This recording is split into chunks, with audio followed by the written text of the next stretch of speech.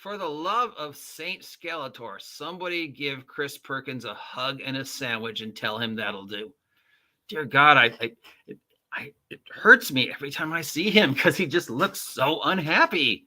Maybe I'm wrong. I don't know. It is 8:52 in the morning. It is the 15th day of February. It is Saint Skeletor Day. Yes, I didn't know Saint Skeletor was a saint either. I'm not sure what he's a saint of other than maybe broken hearts and stupid plans. But yeah, it's Saint Skeletor Day. It is also, in case you didn't know, the 50th anniversary of Dungeons & Dragons. So we've been looking, Heather and Jon, for any reference of this celebration. And about 5 days ago, this little 3-minute video went live and made the rounds. It is basically the various talking heads from Wizards thanking D&D, thanking their history with D&D, thanking what D&D did for them, and thanking the fans. Over and over again, the main point is Dungeons & Dragons is yours, mine, yours, the fans' game. Fans made D&D. D&D belongs to the fans. And some people are like, see, oh my God, what an amazing revelation. This proves everything I've said about D&D. And everybody else is going, so you're saying D&D is for the fans made D&D.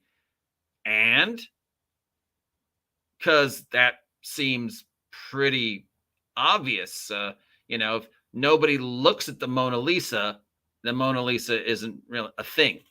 No, it's the fans of the Mona Lisa that make the Mona Lisa the Mona Lisa. It's the fans of Dungeons & Dragons and all its variations and permutations that make it. So they go through this whole 3-minute spiel. You got Perkins, you got Crawford, you got Kovac, you got all the little talking heads going, thank you, D&D.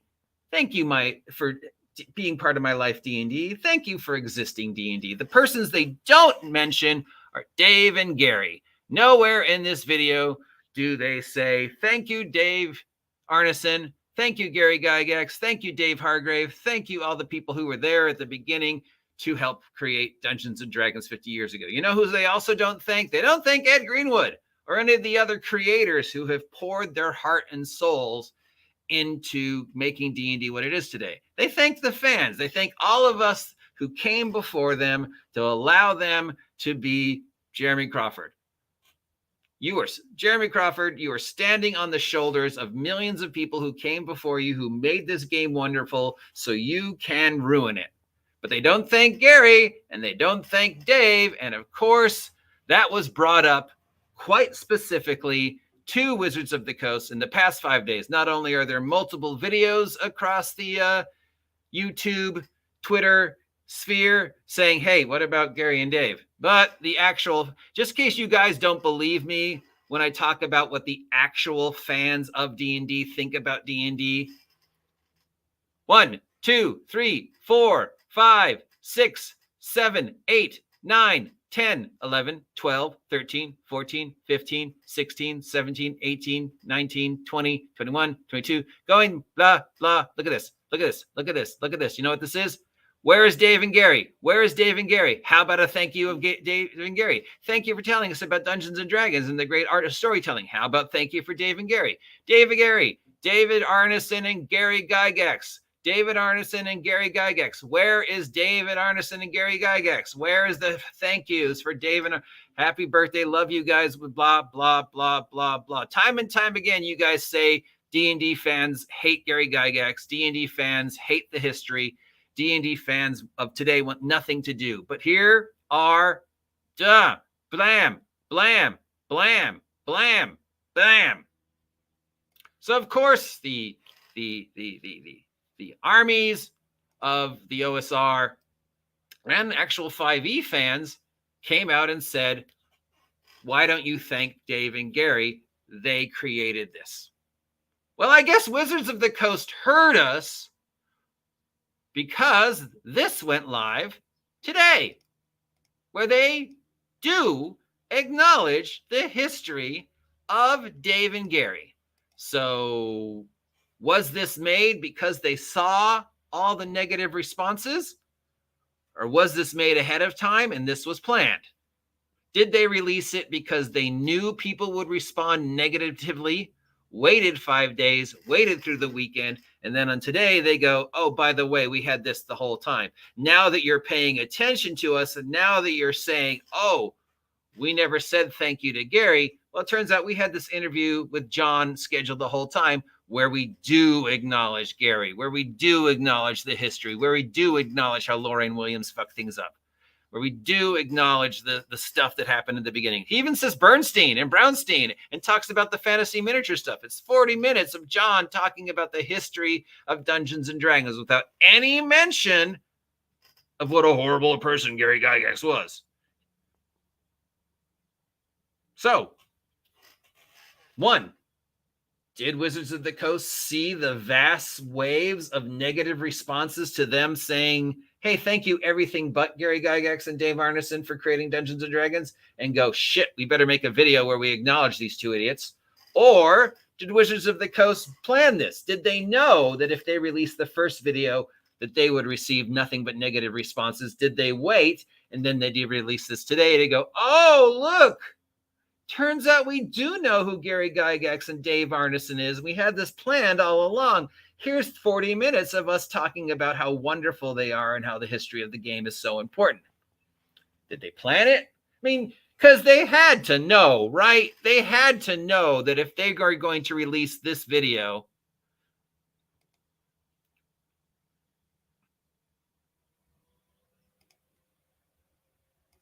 where is it? I just lost it. Damn it.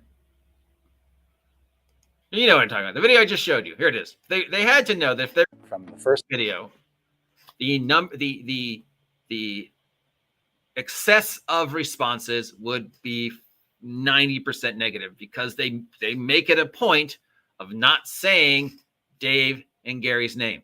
They don't say Gygax, Arneson, or any of the founding fathers' names in this video. They thank the fans. They had to know. They had to know by now that they would receive nothing but negative responses, right? It couldn't have come as a surprise. So now we could say, because we are talking about Wizards of the Coast, yeah, maybe they wore Gygax completely unaware of how people would respond, and they made this video over the weekend with Jon talking about the history. Because, I mean, you know, it comes again to my theory, where if we were talking about any other company, yeah. But since we're talking about Wizards, I don't know, 60% chance they had this planned and they knew this was going to happen. And the rest is like, you know, 40% chance they were completely surprised that the responses were negative and they rushed this interview out with Jon trying to be as thankful and as positive and as informative as he can without saying things like, oh, by the way, Gygax was a fucking racist. And nothing that came out before 2014 counts. No. He's pretty as accurate to the history as he can get in the little amount of time. And he leads us to believe that maybe the anniversary book that's coming out might be non-biased and simply tell us the history without pointing out the woke things and the rewritten stuff that people want us to think about Gygax and people want us to think about people who played D&D in the 70s, 80s, and 90s like me. I don't know, but it sounds like he's remaining impartial, which is hopeful. So for all those people who are upset they didn't say thank you, maybe now they'll go, okay, you heard us, and now we see you're saying thank you. Wow, I guess we'll calm down for a couple seconds. Or maybe they're going, hey, we got you all riled up, and now here's your thank you. Here's what you wanted. See, we listened.